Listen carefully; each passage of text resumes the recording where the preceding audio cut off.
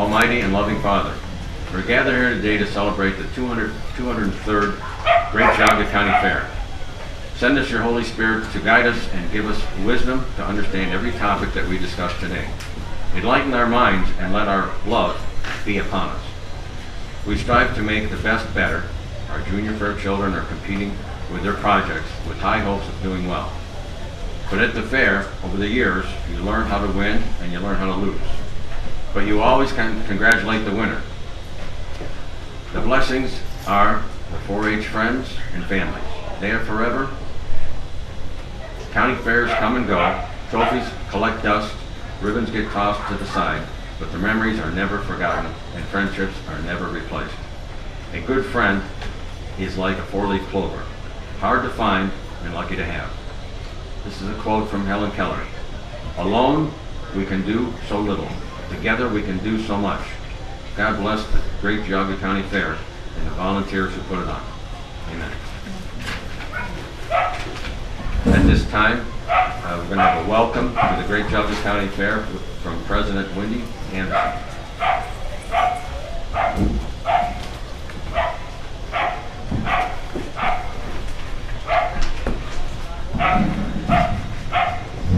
Good morning, everyone. We'd like to welcome you to the great Geauga County Fair today. It's beautiful weather. It was a little chilly this morning, but that sun's out now and going to warm things up nicely. We'd like to give a special thank you to the commissioners for the help that they gave us in getting that poultry building and the new Livestock Youth Center open, and it's doing fabulously, and it's full of birds and it's full of animals and kids, and that's what we like to see here, so we so appreciate that. Everybody just have a great time today and go see those sea lions and go see, we've got pirates this year and many other things, so we appreciate y'all being here. Thank you so much. Thank you. Thank you. I have something here. Here. Oh. Because she's an earring aficionado. Oh, thank you so much. They're frogs. Thank you. That was really sweet. Okay, now we'll introduce the elected officials out in the audience. We have Sheriff Scott Hildebrand, Jim Flays, County Prosecutor, Sheila Bevington, the Clerk of Courts, Celeste Mullins, the Recorder, Andy Pop, our engineer, keeps our roads safe and sound. Anybody else? Katie from Joyce's office. Katie Berger from Congressman Dave Joyce's office.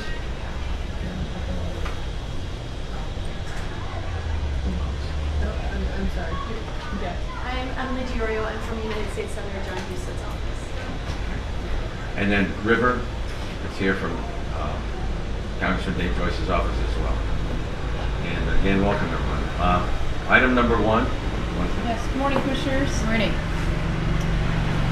Okay, on August 20th, I approved an encumbrance for a formal contract purchase order from the Commissioners to APG Office Furnishings Incorporated for the furniture, furnishings, and equipment for the courthouse expansion project.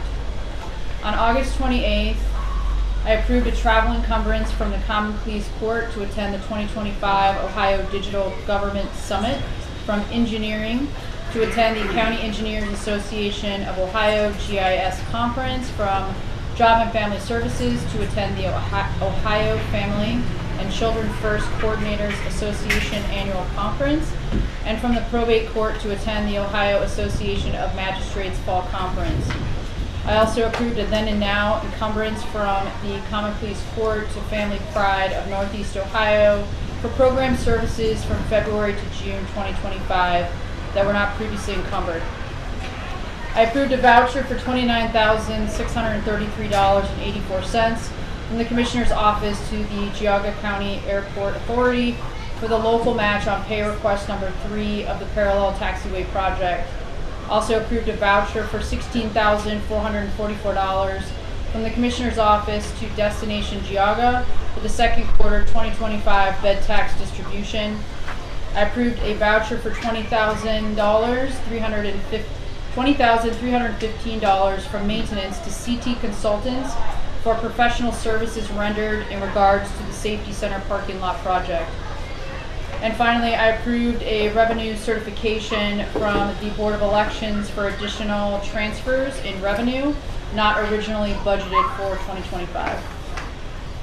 I'll make the motion. All right, there's no motion. Thank you. Yeah. Item number 2, on August 20th, 2025, for maintenance, I accepted the resignation of Kevin Borsey, electrician, number 1925, to be effective August 12th, 2025.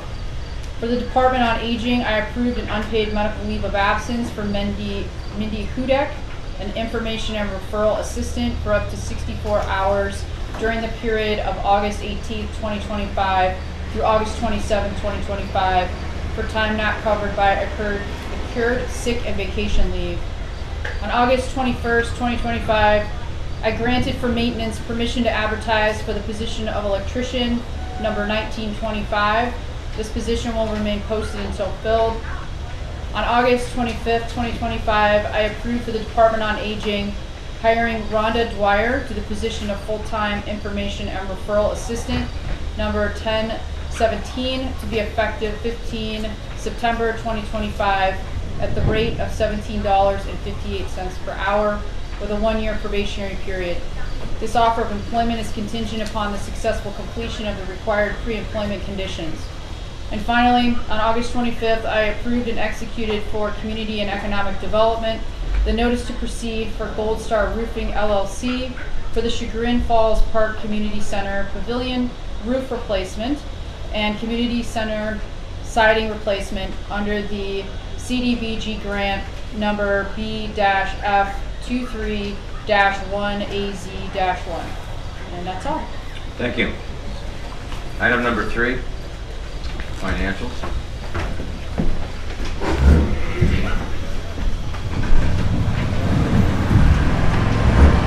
Good morning, Commissioners. Morning. Adrian Gordon from the Commissioner's Office. I believe Amy inadvertently read the financials for today, so if you would like me to, I can read that again if you would like me to. Is that, you know? We're good. Oh, you're good, okay. So that was the financials for today. Your voice sounded so much nicer. Adrian, can you talk about the bed tax? Like, how is that compared this year to prior years? So the bed tax has gone up a little bit over the last 3 years, probably about $7,000.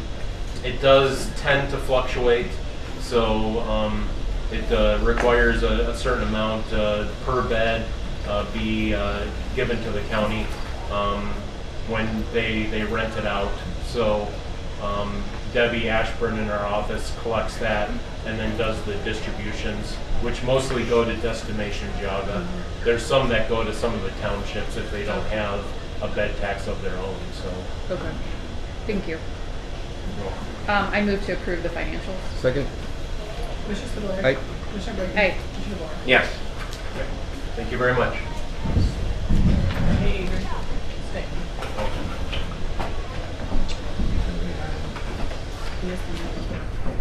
Can you do number 4, Adrian? Sure. Number 4 on the agenda is the Commissioner's Office is requesting the Board approve and authorize the President of the Board to execute the request for partial payment number 23 for Infinity Construction Company Incorporated for the Geauga County Courthouse expansion, GMP phase number 1 and 2, expenses in the amount of $1,130,850.38. And this pay request has been reviewed by TDA and NB5, and they've approved and signed off on it. Look at you anticipating my question. All right, I make a motion to approve item number 4. Second. Commissioner Spudler. Aye. Commissioner Brady. Aye. Commissioner DeBoer. Yes. Thank you very much.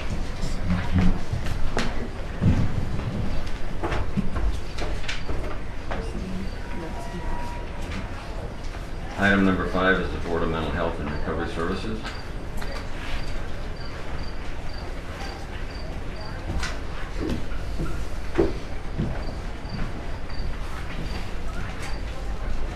Morning.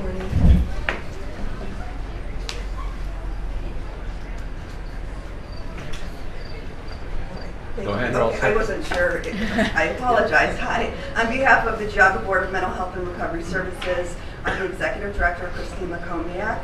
And August 31st marks International Overdose Awareness Day. It's a global movement to remember those we've lost to overdoses and to honor their lives and to recommit ourselves to ending this preventable tragedy. So let me begin by acknowledging the tragic pain that brings us, many of us here today. Overdose just doesn't claim lives. It shatters families, it ripples through communities, and it leaves a permanent mark on our hearts. Recently, we celebrated a remarkable milestone 7 months into 2025 with no fatal overdoses in Geauga County. That achievement was a tremendous progress, reflecting on the incredible work of our entire community. But now we've learned of one overdose death this year, a reminder that our fight is far from over. This loss deepens our determination to prevent further heartbreak. Each life lost is not a number, it's a story, a family, a piece of our community that we vow to honor through action. So we reflect on what brought us here from 2020 to 2024. Geauga reported 55 overdose deaths. In 2020, we saw 12, which rose to 19 in 2021 as the opioid epidemic tightened its grip during the pandemic. By 2023, that number fell to 11, and in 2024, we saw a 45% decline to 6 deaths. Even with this year's loss, our progress is undeniable, driven by the efforts of our families, our churches, behavioral health agencies, health department, JFS, first responders, courts, victim advocates, and schools who guide individuals towards recovery and show up with compassion, proving every life in Geauga County is worth saving. The overdose crisis remains very complex, intertwined with mental health struggles and the persistent threat of substances like fentanyl. In Geauga County, we've seen how overdose and suicides, nearly 100 combined deaths in recent years. Today's gathering is a powerful response, a commitment to awareness, resources, and compassion. To those grieving, know that you're not alone. To those in recovery, your courage lights our way. And to those supporting others, your strength holds us together. Let's renew our commitment. Things that we can do is reach out to a neighbor and advocate and support our local recovery services. Commissioners, I thank you for recognizing August 31st as International Overdose Awareness Day, for remembering and for choosing to act. Thank you. Thank you. Christine, what impact do you think federal policy has on these the decrease in overdose deaths? Absolutely, we have seen a decrease in overdoses throughout the state and nationally, and so I do believe that we're definitely moving in the right direction. Okay. And this reflects my red lines, Christine, the resolution. So I make a motion to approve item number 5. Second? Commissioner Spudler. Aye. Commissioner Brady. Aye. Commissioner Rea. Yes.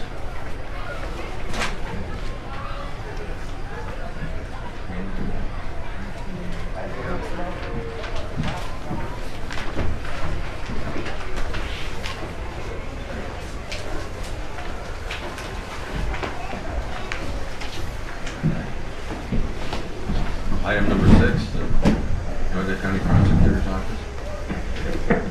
Morning. Morning. Happy Fair Thursday. So I've got 3 items on the agenda. The sheriff's going to join me for number 8.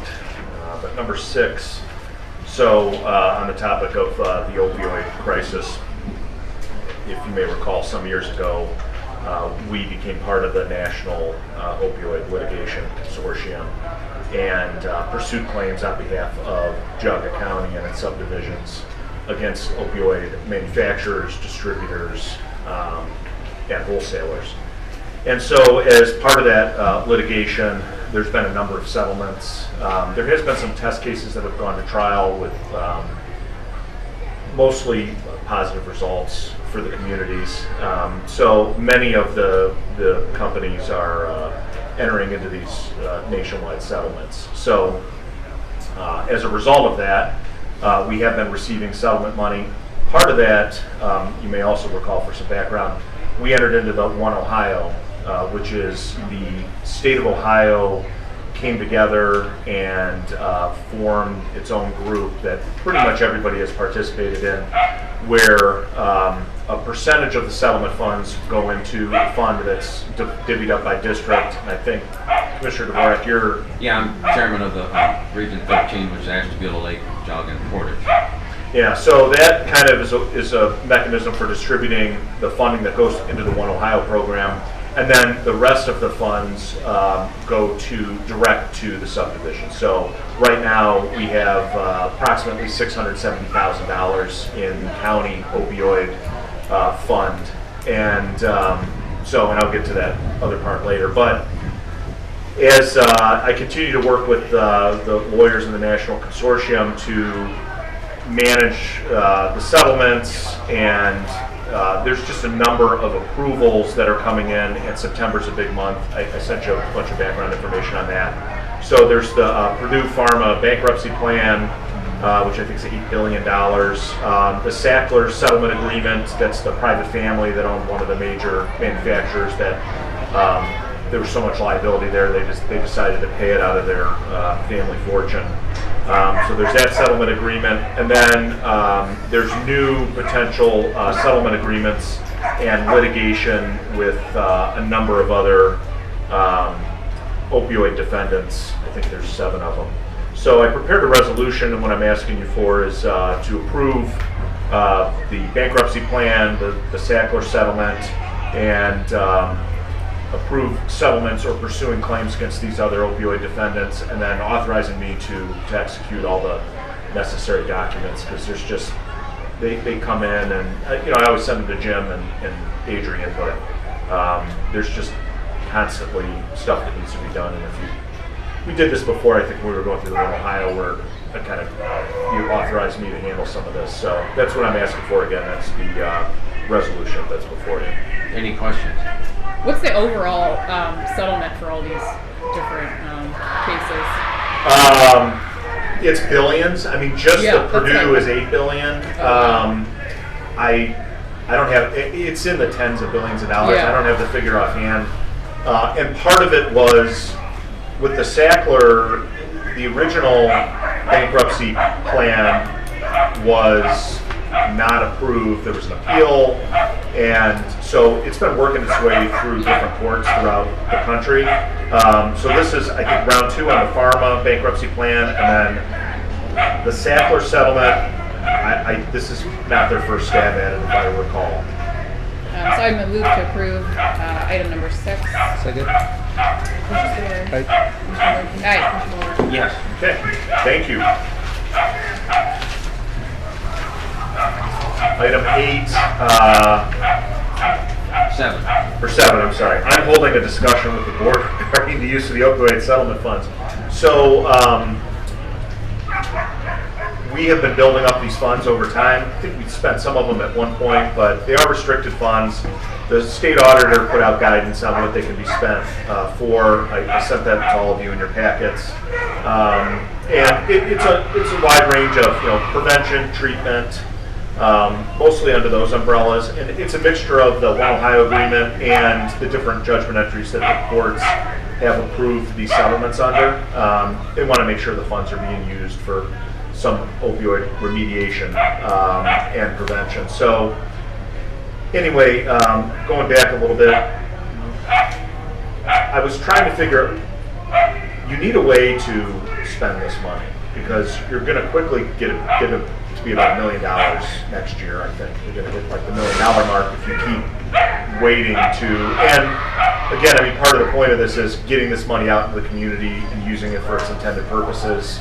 I know, Jim, with your group, with our region, I mean, you guys have given away a lot of grants. Well, the first wave of money was maybe a year ago, and that Region 13, the 4 counties, we received $2.3 million, and everybody got their share according to the formula that the state designed. And then we were told that in Columbus they were going to have some kind of hybrid conversation to invest some of the money. The money through One Ohio Foundation recovery was supposed to last 18 years. But with the hybrid, if they invest it, it could last 25 to 30 years.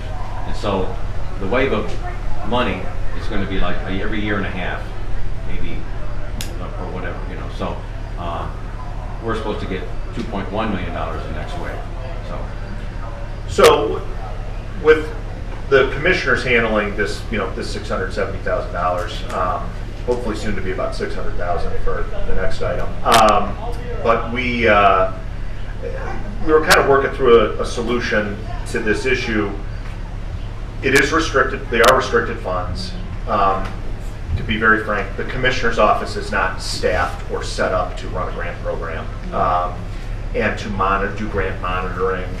And it's just not something you're set up to do. But it's within your purview of how these funds are spent, and there's a need for them. So I talked to Commissioner Dvorak about these issues, and Linda Berhenny was involved. We had a meeting some months back. Yeah, we had a committee, yourself, Linda Berhenny, myself, and Christina Lakomiak from Board of Mental Health. Yeah, and Christine was fantastic to really step forward. Christine and her group, they're set up to do this stuff. They're set up to review grants, vet them, look at the funding source, look at the restrictions on funding, you know, make recommendations to a board. They make them usually to their board. In this case, they'd be making them to you, and you would ultimately decide who gets the grant money. And then the monitoring after the fact. So it takes, very graciously, she offered to take that all off your plate, and basically the commissioners, under the agreement that I drafted, the commissioners would dedicate $100,000 a year of these opioid funds as kind of, hey, these are available for grants. Christine and her group would then, you know, advertise that, vet those applications, and make recommendations to the Board of Commissioners for making awards. And the other nice thing is, you know, she talked about being able to leverage this money as local match money to then get more grants. So, you know, maybe there's a grant that requires a local match. We're having trouble with the local match. You could use your funds for that. Yeah. I have some minor red line. My name's spelled wrong on this. You know, some things like that. Really? We can talk about that. You don't later. have as many signs up as Jim. Apparently not. I know. My name wasn't lighting the way to the fairgrounds this morning. But we can go through those later. Sorry about that. No, it's all right. The only major substantive issue I wanted to talk about was, you know, it says that the commissioner shall make $100,000 available, and I would like to hedge that somewhat, up to, or you know, because my concern is just maybe we don't get $100,000 worth of projects that we think are worthwhile projects, and I don't want to feel forced to spend the money. So that would be the only language I'd like to see softened, and then. So, you know, that was a discussion point, and I will tell you that the way I look at this is, you're not obligated to award 100, but you're making 100 available because Christine kind of needs to be able to tell people, hey, there's $100,000 available. I gotcha. You don't have to award it all. That's kind of what I wanted to make sure. You also could. It could be a situation where you have a number of people come in and you award 120. Right. No, exactly. You're not limited up or down. So, I mean, I could soften that, but I also know, you know, Christine wants to be able to say, hey, there's $100,000 available, because that's kind of an important. No, that was the only reason. That's fair to say available rather than we will grant $100,000. But that was my thought. No, that's helpful. Yeah, I mean, I just wouldn't want to, like I said, give money away because we are obligated to, if we don't think if they're worthy projects. And I mean, in the other side, I mean, we may want to give 150 available if there's things available that we think make sense. And again, I'm kind of estimating that, you know, over the next 12 to 18 months, if you don't spend any of the money, you're going to be up. You're going to hit 7 figures. Right. Because we just got 100 and something in the last 30 days. Yes. So you gotta get this money out in the community. That's the point of it. You know, and when you start sitting on $1 million, then you know that becomes problematic, I think, for a number of reasons. So this was just our stab at trying to, and again, Christine's very gracious and helpful, and let's kind of outsource the grant vetting and the advertising to somebody who does it for a living, right? Right, That's absolutely. their job. I agree. So that's just my thought. I mean, you don't have to do anything today. It's just a draft. I'll fix I spelled your name right in the email. So. You spelled services wrong too in the first line. Well, Wow. I spell check. Well, sorry about that. Well, yeah, so, let me know. Surveys. Yeah, that's all right. I like everything, how you put it together, Jim, and I hate to hesitate on this. We should do this pretty quickly here because there's people that need help now, today. And with mental health and drug addiction, there's probably 80 to 90% of the people that have dual diagnosis. Some mental illness, they need help, and drugs. So, great discussion. Yeah, so under this, the grant period opens January 1st. So this would start in January. But, I mean, you should talk to Christine on taking action, or if you want to tweak this, she needs to be able to advertise it. So, Right. we kind of would want to get some direction here. Or maybe you don't want to do this at all, whatever. But I want to, get some direction so we can advertise this, this fall for awards starting in January. I'll send you our Yeah, deadline later, and then maybe. Listen, if you want to edit any of my documents, I'll just run them through you first. I'm bad at typing. And then item number 8, Jim. The sheriff's going to come up and join me for this one. I've been talking too much. How do you spell Hildebrand? I didn't write anything to get graded.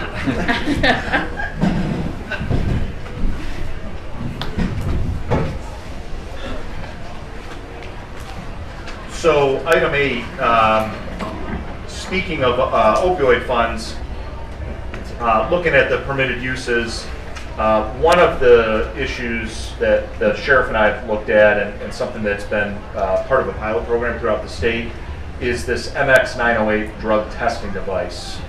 And what that does is it would provide drug testing at the sheriff's office for, if there's an arrest, we find, suspected illegal drugs.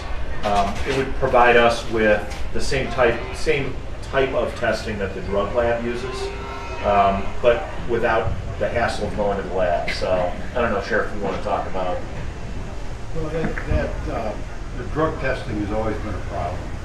Every new attorney general that comes in says he's going to fix the lab and they're going to fix the problems, and they end up right back where they were. At least the last attorney general started this program where we can do some of that drug testing and get the results back quicker, because the problem was because of the constraints that the prosecutor has with the amount of time it takes. We're waiting 6-8 months to get results back. In the meantime, if it's a drug dealer, they're out there selling drugs for 6 or 8 months.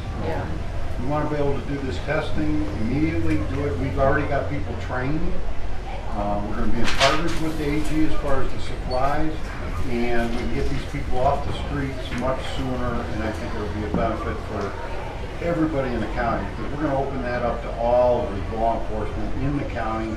They'll be able to come and help and get their drugs tested, because we have the people trained, and if they want to train people, we can let them do that too, and they can do it. It'll be at our office, and when drugs come in, we can test them and confirm, and then we can get some charges. Yeah, and then one of the, we talk about with the overdoses, and what I think all of us have done better over these years in responding to this drug epidemic and the opioid epidemic. One of the things that we've done well is we've started these programs, and there's drug court, and there's interventions, and Ravenwood, and mental health court, and all these things that are, well, if you arrest somebody for drug, if you stop somebody and they have meth or fentanyl on them, and you have to wait for the lab for 4 or 5 months in order to charge them, and then they're getting a summons, and so by the time they're in court, it's 6 months later. Yeah. And so if you're not quickly getting these interventions, then it really kind of defeats a lot of the help that we're ready to offer, because unfortunately, for even the users, I mean, the sheriff's 100% right on the traffickers, but for the user level, we need to get them in quickly and get the interventions going. And oftentimes that's through interface with the criminal justice system. Right. Yeah, a lot of bad things can happen in that 4 or 5 months when the tests are being done. Would there be any time in which you would send drugs to the BCI? Would there be times when you wouldn't use this machine? Yeah, I mean, there might be some, with some of the fentanyl mixtures now, there's some issues where, we might have to send it out for testing. Also, we would also have the option for confirmation testing. Yeah. So this testing, it has, in most counties, and when I talk to other prosecutors, I think there's a couple exceptions where they have some problems with the judges, frankly, but in most of the counties, these are just being able to use through prosecution, and they don't even need to be sent out for confirmation testing. Okay. But if we were going to have a trial, I would, especially a drug trafficking trial, I'd probably send that to the lab for confirmation testing. But you would use the mass spec, this portable mass spec for an initial testing, and then send it out. Absolutely. So you're able to make the arrest. Yeah, I want the probable cause for the arrest and the indictment. Yeah. And that's what we're looking for. Right. And right now, we're not able to get that. Or even if we do have a problem, if the guy says, hey, it's heroin, and they want to arrest him, well, I can't get to I have to take that case to the grand jury within 60 days, and if he's in jail, I have to try him within 90 days. The labs are taking way longer than that. Wow. So it's a pointless exercise, whereas with this, we could avoid all that. And Jim, could you talk a little bit about how often you think this machine will be used? Sure. We ran some numbers just off of last year's numbers. So on last year's numbers, the sheriff's office, the sheriff's office does 50% of the felony cases roughly in this county. But the sheriff's office sent 140 items to BCI for chemical analysis, just the sheriff's office. So if you double that, approximately, countywide with the other agencies, Chester and Bainbridge mainly, you'd be looking at, 280, maybe close to 300 potential uses for the machine each year. Yeah, I think this machine would help the court system and actually help the people that need help. Get them in the right direction with recovery, whatever they need. So it's always about timing. I think this machine would really help Geauga County. So I got to ask a question because I was involved in obtaining this machine in Portage County, which we were given the machine for free from the Attorney General's office. Is there any other opportunities that they're going to be? Really big in a sore subject. So the machine that Portage got was supposed to be ours. So from what I understand was they were, and the reason that Portage got it wasn't just because of the volume of arrests that were being made and the volume of drugs that were being there. But the original understanding was that they were going to expand this program, and Portage was selected for the guinea pig of that test. Oh, is that the pilot program? Is that what you're talking about? Okay. And then we approached, especially after, they had called me from the Attorney General's office, said we were going to get it, and we sent people to training, and then he said, oh, that guy misspoke, is going for it. I said, okay, well, we'll take the next one. Well, there are no next ones. So they're not. So the Portage one was a grant. Is that what happened? No, they gave it to Portage County for free. Who's they? The AG. The AG. But it was like a grant from the AG, right? So the AG bought, I think, maybe so many machines. 8 or 10 or a dozen or something. Okay. Yeah, there was 9 machines. So you got to understand, from the AG's point of view, they wanted to lessen the burden at the labs. Yeah. Because they're saying the backlog, although they deployed these machines, and I'm not getting drug results faster from the lab. So they were trying to focus on the higher volume counts. Right. That's why they kind of at the last minute took our machine, gave it to Portage.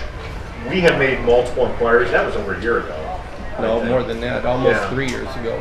We've made multiple inquiries to try to get a free machine from the AG. Yeah.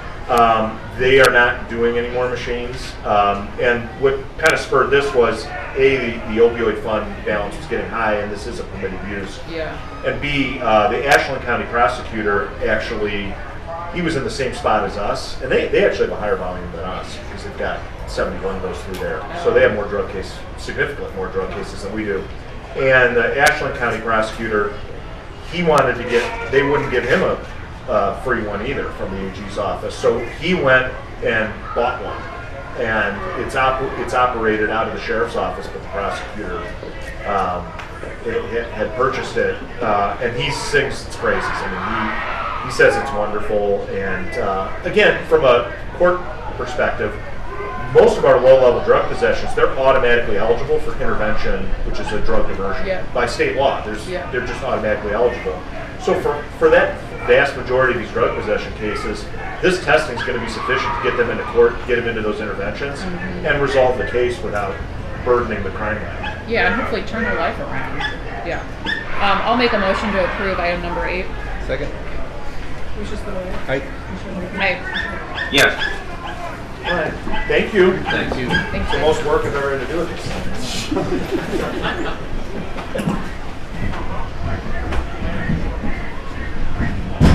Item number 9, Department of Community and Economic Development.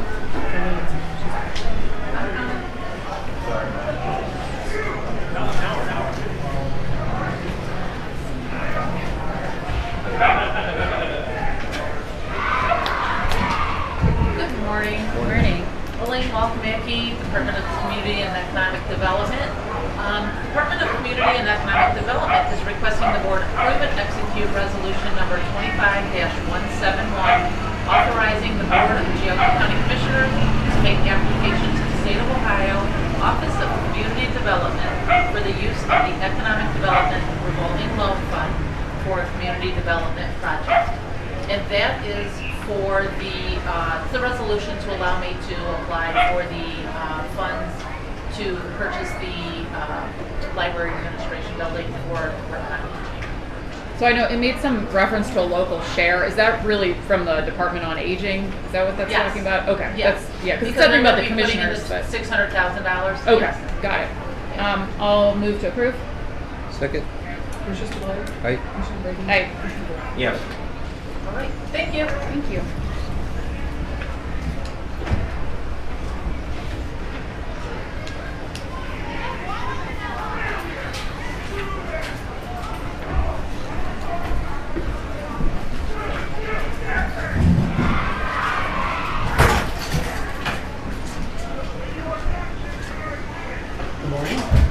Morning. Charles T. Catch, Maintenance Department. I have the next 4 items on the agenda. The first one is item number 10. The Maintenance Department is requesting the board approve and execute a service contract agreement with McPhillips Plumbing, Heating, and Air Conditioning Company to replace 7 CWHW wall units at the Geauga County Auditor mailroom offices to be completed within 180 days of August 28, 2025, in an amount not to exceed $34,850. Chuck, did you get multiple quotes for these? This was not my project, so I'm not quite sure. Okay. How many quotes were received?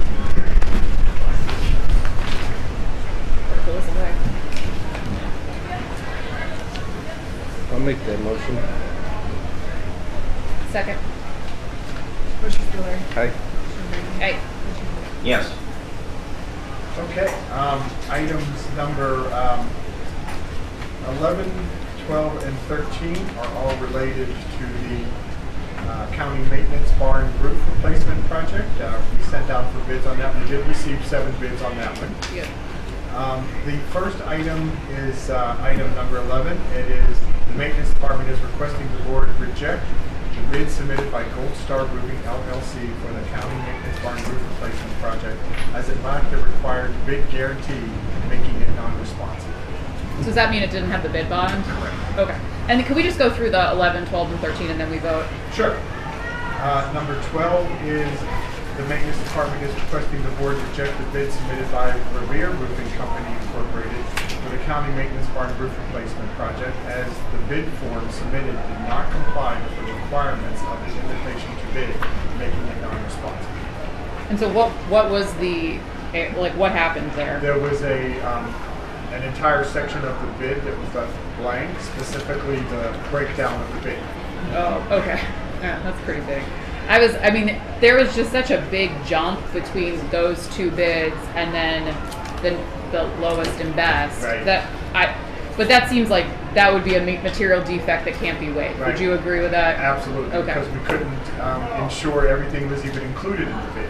Yeah, understood. Okay, that's too bad. It's really too bad. All right, and then item number 13 is the maintenance department is requesting the board award the bid to 5K Commercial Roofing LLC for the replacement of the county maintenance barn roof in the amount of $660,000, which is $614,000 is the base bid, $21,000 for option 1A contract, and that was for lightning protection, and $25,000 as a contingency allowance, as they represented the lowest and best bid. And so that's still significantly below the engineer's estimate. Yes, the engineer's estimate was $849 for 428. And can I ask just a dumb question, because I haven't experienced this before, where there's been like the bottom two had such material defects. I mean, we can't just scrap this and try it again in a few months. Is that not? Well, we had 4 very good bids. Okay. Yeah, I mean, fair enough, right? Yeah, it's still below the engineer's estimate. Yes. Okay. I mean, they are committing to having it completed by the end of the year, which was the target. Yes. Okay. And this is with synthetic shingles? Yes, it is with synthetic shingles. We did vet out the contractor as well. They are highly qualified. They are licensed by EchoStar, which is the actual slate maker. So it seemed like a pretty solid bid. Okay. And we have the budget for this, Adrian? Yes. Okay. So I'll move to approve items number 11, 12, and 13. Second. Aye. Aye. Yes. Thank you.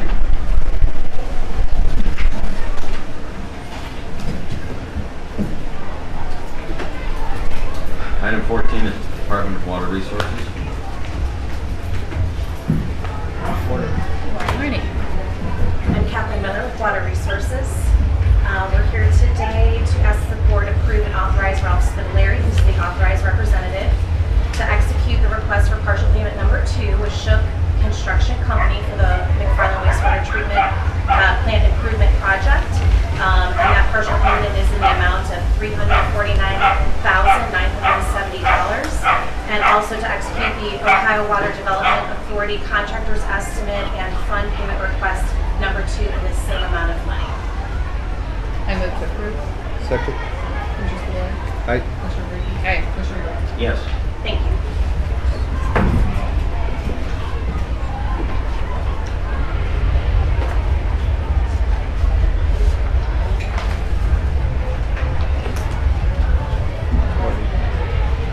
Good morning. Hi, I'm Beth Williams from the Juvenile Court, and I am here to request that the board approve and authorize the president of the board to execute the amended 2025 Department of Youth Services reclaim grant application to reallocate funds between grant approved programs with no overall change to the grant budget. Can you talk about the grant a bit? Sure. So the Department of Youth Services is a subsidy grant, or reclaim grant is a grant that we've had in the court for decades. The Department of Youth Services gives the court funds to develop programming to keep kids out of class under Department of Youth Services. So we use the funds to fund our probation department. We do drug testing. We have the electronic monitoring program funded out of that program. We offer pay for assessments for kids and families that can't afford to get competency evaluations, drug and alcohol assessments, sex offender assessments. And then we have a program called the FLIP program, where we do mediation, visitation for parents that need supervised visitation, co-parenting classes, and that type of thing. And so this reallocation, this is just looking at, you make a budget of what you think you're going to spend, and then you kind of figure out what you're actually spending, and you have to move money between the two. So it looks like that the probation department needed approximately $1,000 more to cover mileage, and that it's going to be moved from the grant administration section of the grants. And then the intensive monitoring program actually needed $8,100 more to cover electronic monitoring expenses, and that is being moved from the screening and assessment portion of the grant.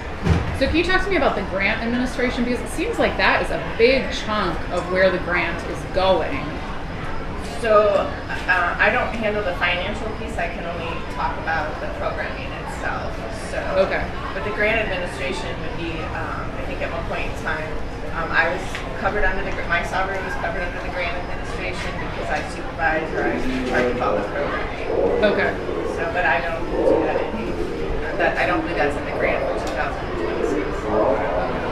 Yeah, I mean I guess if the state allows it, that's fine. But I'm no grant expert, Sure. but I have never seen this large of a percentage go to the administration of a grant. Like usually you see like 5%, 10% of prior grants, and I mean that's a big chunk of change. I'm not responsible for figuring out the financial piece as to what program gets the dollar amount for each program.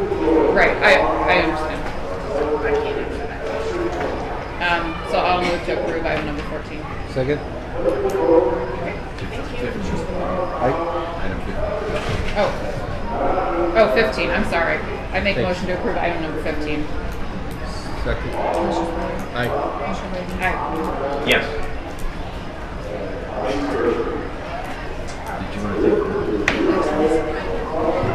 So 16, 17, 18, and 19 are all related to a 9th amendment for resolution for approving the use of county credit cards. This is to do the replacement cards to the Department of Aging and to add the Iowa Police Court technology. So 16 is to do the 9th amendment resolution approving the use of those cards. 17 is the application for Department of Aging's cards.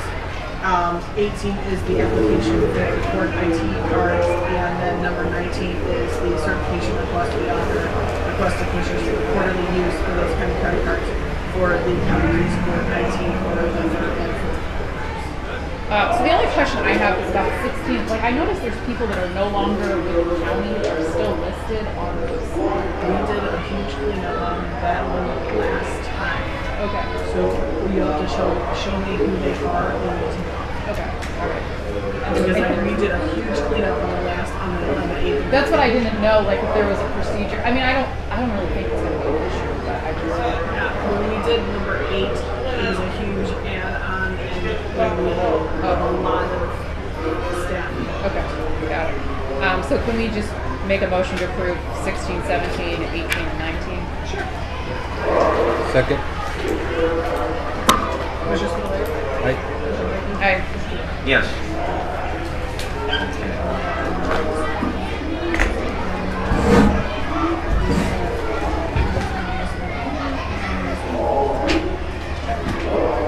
Amy, do you have anything? No.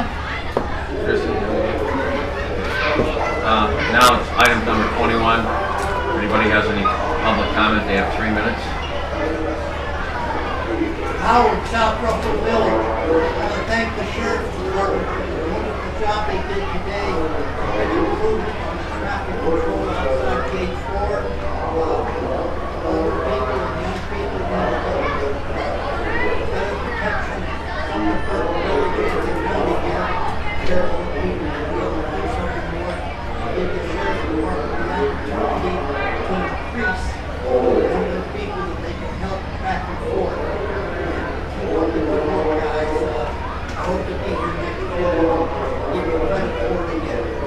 Okay, thank you. Any other public comment? Hearing none, I make a motion to adjourn. Second. Aye. Aye.